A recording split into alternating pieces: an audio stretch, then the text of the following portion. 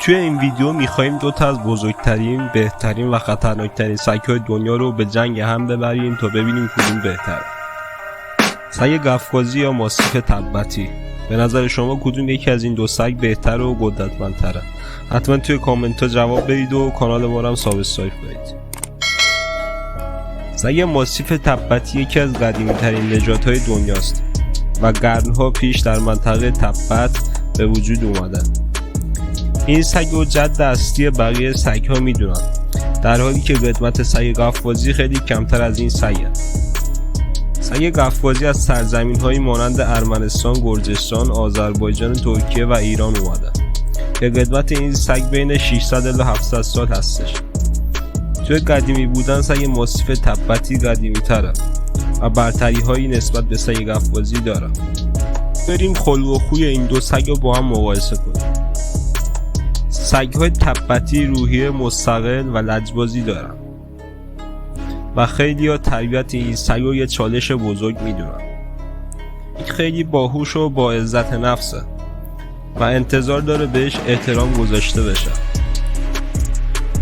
با این حال این سگ خیلی به صاحبش وفادار و از راضی کردن صاحبش لذت میبره، در حالی که سگ قفقازی فقط در محیط وسیع و بزرگ راحت زندگی میکنه.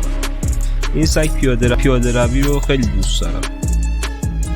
این سگ برعکس سگ تبتی به راحتی تربیت میشه. هر دو سگ‌های خوبی برای محافظت از خانواده هستن، ولی به هیچ عنوان نباید یه بچه رو با این سگ‌ها تنها گذاشت. اینم بگم که سگ قفقازی اصلا میونه خوبی با حیوانات دیگه نداره. پس سگ تبتی واسه خونه و خانواده محافظ خوبیه. حالا بریم ببینیم کدوم سگ نگهبان بهتریه.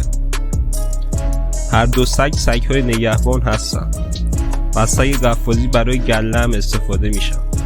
نژاد تبتی به خاطر حس نگهبانی و محافظت بالایی که داره نگهبان مطمئن و قابل اعتمادی برای خانواده است و این کار رو خیلی با جدیت انجام میده.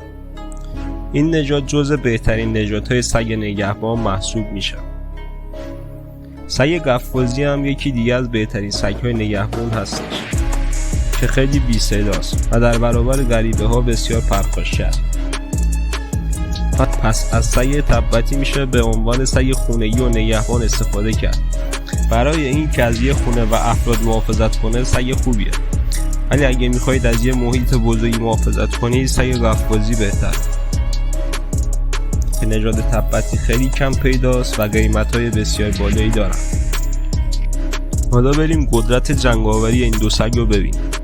هر دو سگ قدرت بالایی دارن و جزو بزرگ جسته ترین سگ‌های دنیا هستن. اینکه قدرت جنگاوری کدوم سگ بالا باشه بستگی به تربیت اون سگ داره. برای مثال اگه شما از سگ تبتی به عنوان سگ خونگی استفاده میکنین نباید ازش انتظار قدرت جنگاوری بالایی داشته باشید، ولی هر دو سگ قدرت بسیار بالایی دارن و جزو بهترین سگ‌ها برای مقابله با گرگ هستن که برای مقابله با گرگ سگ تبتی سگ بهترینه. اگه این دو سگ با هم بجنگن کدوم پیروز میشه؟ به این سوال شما جواب بدید. حالا جثه کدوم سگ بزرگتره؟ همونطور که گفتم هر دو سگ جثه بزرگی دارن. طبق گفته سایت های معتبر و تحقیقاتی که انجام شده وزن سگ قفقازی بین 56 تا 110 کیلوگرم و قد این سگ ها هم بین 68 تا 82 سانتی متر، در حالی که وزن سگ تبتی بین 45 تا 80 کیلوگرم و قد این سگ ها هم بین 61 تا 81 سانتی متر.